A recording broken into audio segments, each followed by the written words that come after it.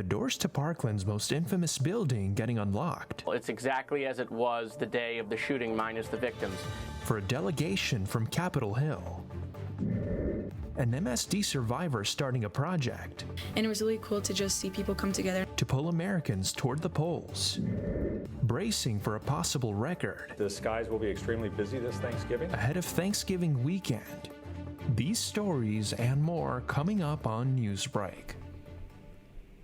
Good morning, South Florida. I'm Julian Davis. And I'm Parsa Sajjouti. Today is Tuesday, November 21st, 2023. Live from the Lee Caplin School of Journalism and Media in North Miami, this is Caplin News.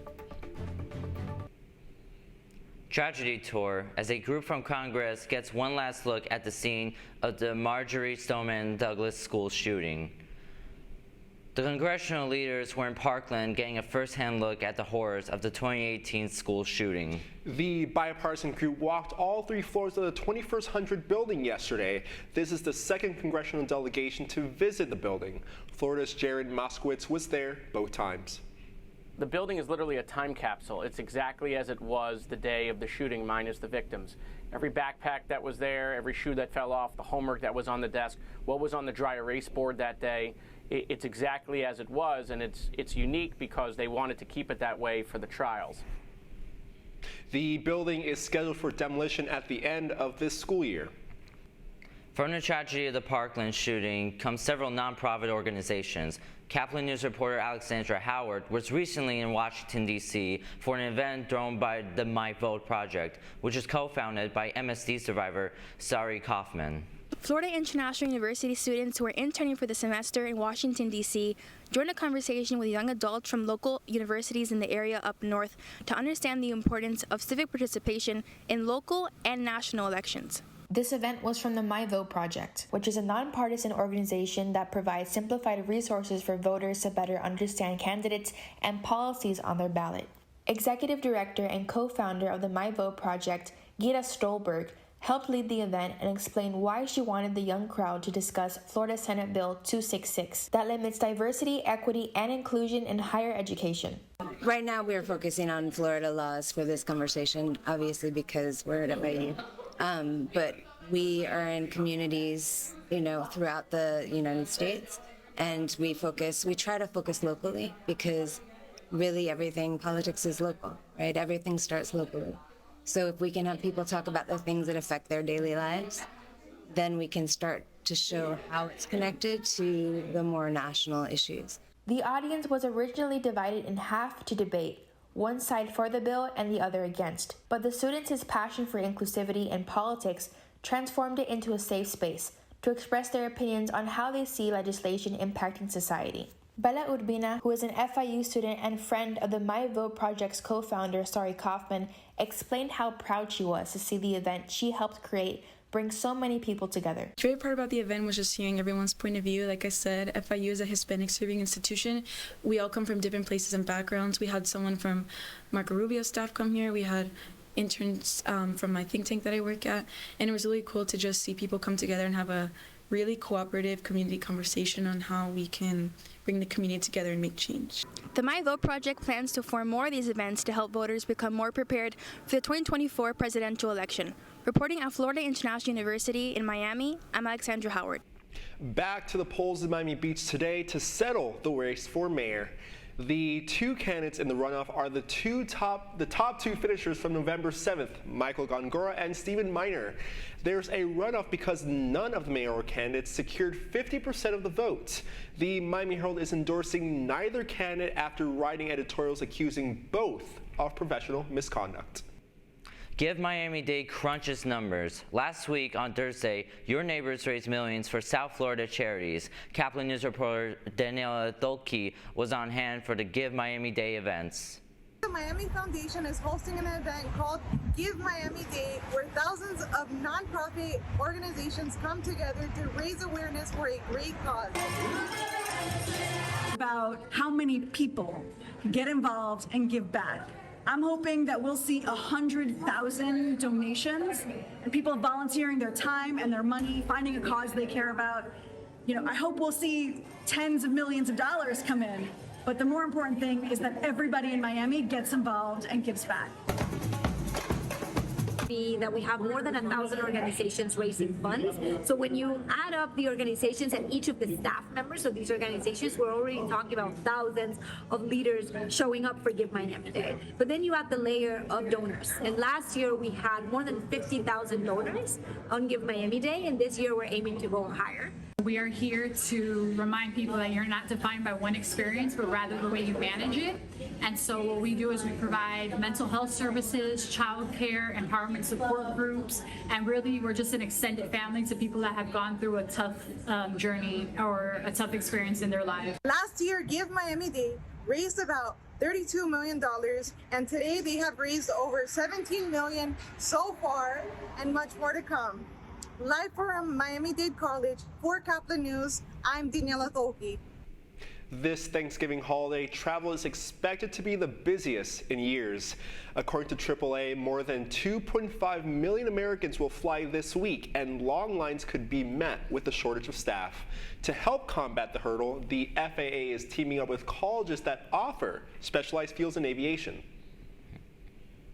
This will allow successful graduates to move quickly directly into on-the-job training at facilities. The FAA and TSA will temporarily expand flight routes in zones reserved for the military to allow for unexpected delays this holiday week. If your flight does get delayed, you have the right as a passenger to a full cash refund if you wish not to rebook. Here's a consumer alert you may want to let everyone know about. A reported listeria outbreak is within several states and in some fruits. The company HMC Farms has recalled peaches, plums, nectarines that were sold between May 1st and November 15th of 2023 and 2022. If you have any of those fruits, throw them out and clean both containers and surfaces the fruits may have been placed on. This month is Manatee Awareness Month, and advocates mentioned that the famed sea cows need stronger protection. According to some wildlife experts, they are on the brink of extinction. Currently, there is a shortage of seagrass, which has led to starvation for manatees in the last few years. Experts also estimate that only around 3,000 manatees are left. The government is deciding whether to bring back their endangered status. Same arena, same opponent, but Heat fans were hoping for different results. That's still ahead, and so is the story. Buenos días, Shakira. Buenos días. ¿Estás tranquila? Shakira's lawyers say hello to a deal that could keep their client out of jail. Newsbreak will be back in 2 minutes.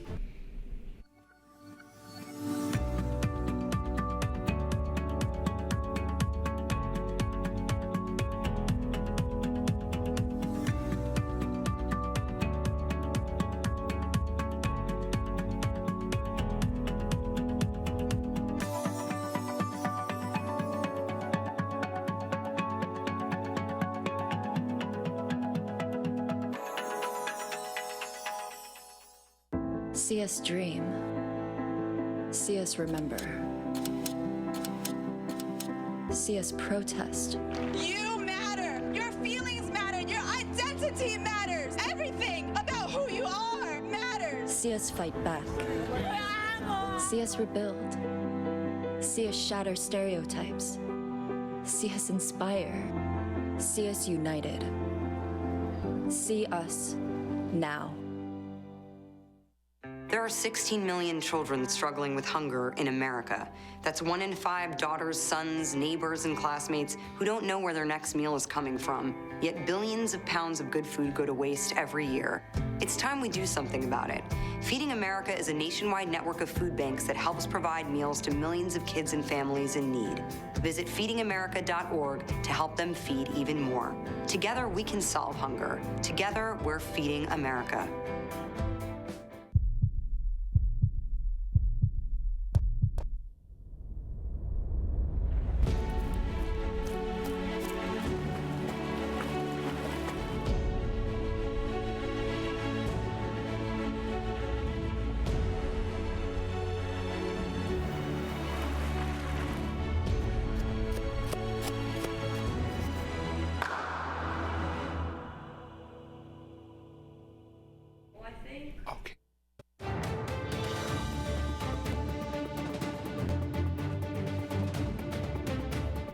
No jail time now, a possibility after attorneys for Shakira play Let's Make a Deal.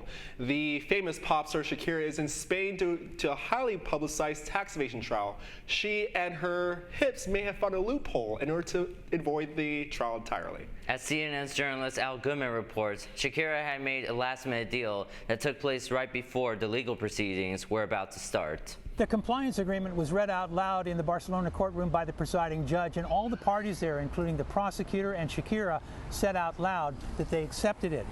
The agreement says that she paid $15 million and interest in back taxes that were due for the years 2012, 2013, and 2014. In addition, she will pay another $7.9 million as a fine that was listed as half of the amount that was defrauded. That's the word that was used in the agreement, defrauded. Prosecutors had asked for 8 years in prison for Shakira if she had been convicted on all of the counts at the trial. Instead, the agreement says it's a 3-year sentence, and she can avoid jail if she pays an additional fine of $470,000. All of that was over in just 10 minutes in Barcelona, instead of a 4-week trial that would have had more than 100 witnesses. Shakira issued a statement after the agreement was reached, saying that she had been ready for the trial to defend her innocence, but she said she had to make a choice between the impact that would have on her children, on her songs and her albums and her tours, her career, or whether she said this would be the time to close this chapter and move ahead. It was just a few nights ago that Shakira was on stage performing and also winning some awards at the Latin Grammys, which were held in Spain's southern city of Seville. But in the Barcelona courtroom on Monday, it was a very different kind of audience that she faced. Al Goodman, CNN, Madrid. The Miami Heat claim redemption on the Chicago Bulls in the Windy City. After blowing a 21st-point lead on Saturday, the Heat more than made up with it in a dominant win in Chicago. Bam Adebayo led Miami with 23 points and 11 rebounds. The final in this one, Heat 118, Bulls 100. Miami heads to Cleveland to play the Cavs tomorrow. The Panthers also played last night hosting the Edmonton Oilers. Florida trailed in the game twice but managed to battle back to win 5-3. Up next for the second place Panthers is a game tomorrow night against the first place Boston Bruins on the road. You're watching Newsbreak, and we're coming right back. How prepared is your family if a tornado shows up at your doorstep, or a flood, or a hurricane? You can't just turn away a natural disaster.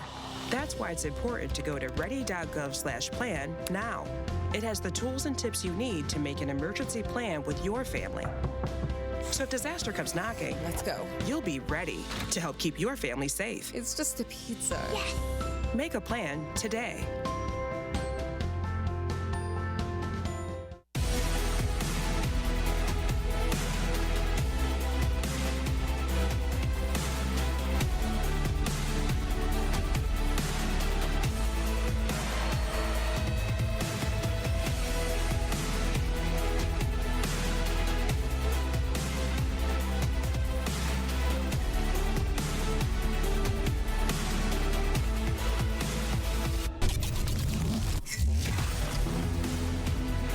Jordan knows he shouldn't eat this entire bowl of nachos, but tonight he's earned that right, because a few hours ago in the middle of happy hour, he recognized a sign, not from the gods or a bolt of lightning, but from a double heart, a kissy face, and a fourth ha in ha ha ha. That's when Jordan knew he was buzzed. So when it was time to go, he got a ride home instead of driving. Be a legend like Jordan. Recognize your buzzed warning signs and get a ride home. Buzz driving is drunk driving. I help our fellows design their paths as creative entrepreneurs. My experiences serving startups, creative businesses, and cultural organizations, and my journey as a queer mixed immigrant with Haitian and Arabic roots, inform the co-creative environment we foster at Radcliffe. We leverage our collective diversity to encourage the building of lifelong personal learning networks and mindsets that stimulate continuous innovation.